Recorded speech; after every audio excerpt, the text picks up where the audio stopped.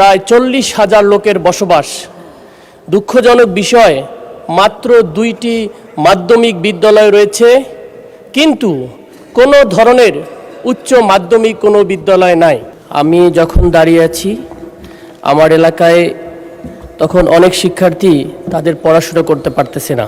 বিশেষ করে আমার বোনেরা, যারা তাদের ইচ্ছা থাকা সত্ত্বেও নির্দিষ্ট দূরত্বের কারণে তারা পড়াশোনা করতে পারে না। আজকে আমি যে বিষয়টার উপর বলতেছি সেটা হচ্ছে আমার সদর উপজেলার ঘোগাদহ ইউনিয়ন। সেই ইউনিয়নে প্রায় 40,000 লোকের বসবাস। দুঃখজনক বিষয়, মাত্র 2টি মাধ্যমিক বিদ্যালয় রয়েছে, কিন্তু কোনো ধরনের উচ্চ মাধ্যমিক কোনো বিদ্যালয় নাই। ওখানকার স্থানীয় লোকজন নিজ উদ্যোগে একটা কলেজ স্থাপন করলেও সেটার অনুমোদন না থাকায় দীর্ঘদিন ধরে ওটা বন্ধ হয়ে চলে গিয়েছে।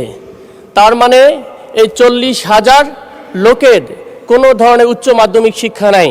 সেখানকার স্টুডেন্টকে 20 কিলোমিটার দূরে অন্য একটা জায়গায় গিয়ে তাদের শিক্ষা গ্রহণ করতে হয়। এটা আমাদের জন্য দুঃখজনক। এই সরকারের শিক্ষা নিয়ে অনেক ভাবনা রয়েছে আমরা জানি, কিন্তু একটা ইউনিয়ন পুরো অন্ধকার ব্ল্যাকআউট থাকবে, এটা আসলে হতে পারে না। আমি হিসাব করে ওখানে গিয়েছিলাম, নিজে দেখেছি 61টি গ্রাম, একটা বিশাল একটা ইউনিয়ন। সেই ইউনিয়নে যদি দ্রুততার সহিত একটা কলেজকে অনুমোদন হতে পারে, বেসরকারি উদ্যোগে হলেও যদি এমপিও করা হয়, তাহলে ওখানকার বোনেরা, আমার ছোট বোনেরা, তারা পড়াশুনো করতে পারবে।